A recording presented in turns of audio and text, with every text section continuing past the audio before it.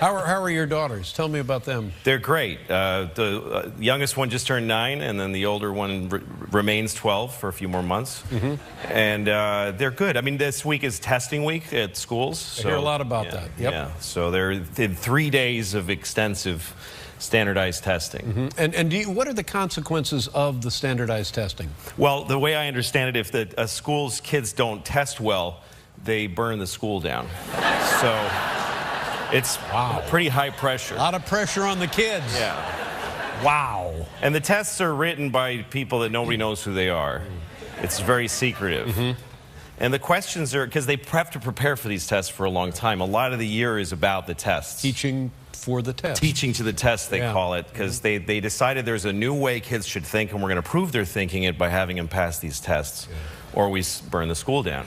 So anyway, my kids kind of panic when they're in these, which is okay. You know, my mother was a math teacher, and she taught me that moment where you go, I don't know what this is when you panic. That means you're about to figure it out. That means you've let go of what you know, and you're about to grab onto a new thing. That's great. That you didn't know yet. So I'm there for them in those moments, and I go, come on, just look at the problem. And then I look at the problems, and it's like, Bill has 3 goldfish. He buys 2 more. How many dogs live in London? Or something like that. So, wow. That's crazy. Well, you better notify the fire department. Charter schools and a privatized education system, firing or laying off, I should say, certified teachers, dismantling locally elected school councils, and creating a market of public education in Chicago, turning schools over to private turnaround operators. And this is, in the bigger scandal, this is now the national agenda under the Obama administration for education. And amazingly, Arnie Duncan doesn't have that much of a, he's not an educator by trade, to speak of. Can you talk a little bit about his background? Yeah, not only is he not an educator by trade, I mean, he was a functionary in the Daley administration, but because Chicago is under mayoral control of schools, which is another part of Obama's and Duncan's national agenda under the federal stimulus Race to the Top funds, because of that, what we have is exactly a school system that is led at the top by virtually no educators. There is only one educator in a high position. The board are all appointed by Daley. They are all bankers or corporate heads.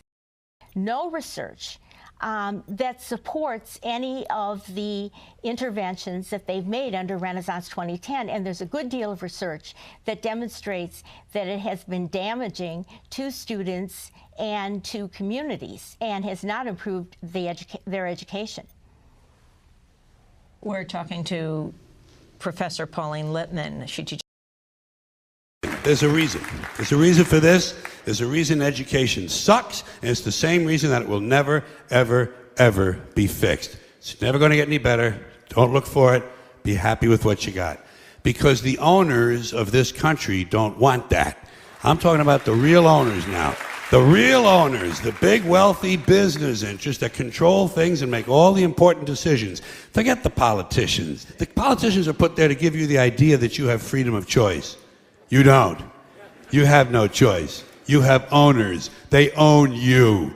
They own everything. They own all the important land. They own and control the corporations. They've long since bought and paid for the Senate, the Congress, the state houses, the city halls. They got the judges in their back pockets. And they own all the big media companies, so they control just about all of the news and information you get to hear. I'll tell you what they don't want. They don't want a population of citizens capable of critical thinking. They don't want well-informed, well-educated people capable of critical thinking. They're not interested in that. That doesn't help them. That's against their interest. That's right. You know what they want? They want obedient workers. Obedient workers, people who are just smart enough to run the machines and do the paperwork and just dumb enough to passively accept all these increasingly shittier jobs with the lower pay, the longer hours, the reduced benefits, the end of overtime, and the vanishing pension that disappears the minute you go to collect it. And now they're coming for your Social Security money. It's a big club, and you ain't in it. You and I are not in the big club. By the way, it's the same big club they use to beat you over the head with all day long when they tell you what to believe. All day long, beating you over the head in their media, telling you what to believe, what to think, and what to buy. The table is tilted, folks. The game is rigged, and nobody seems to notice about you. They don't care about you at all, at all, at all.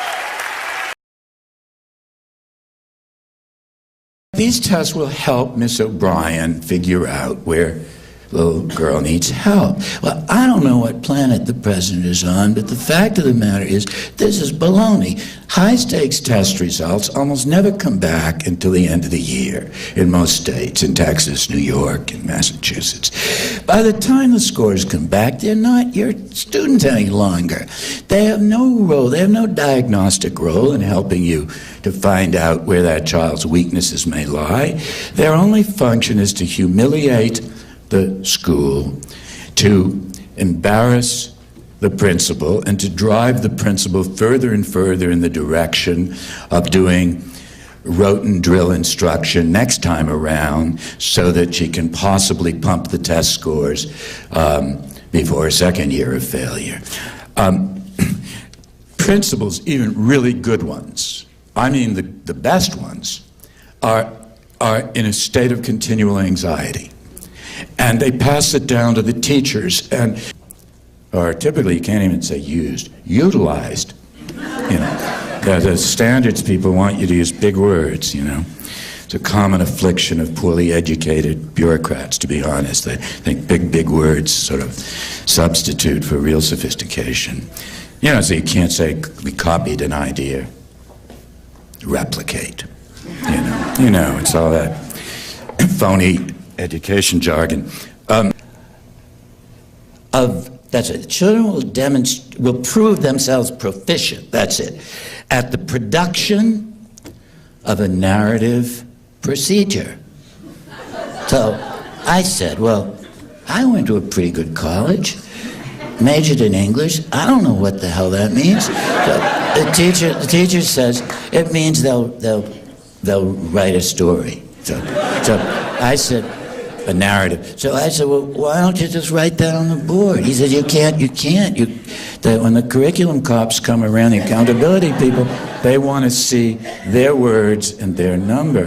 The number, my friends, is useless. It's worthless. It has no benefit to children. This is a pure case of sacrificing the interests of children to the accountant mentality that's been foisted on our schools by the president's bill.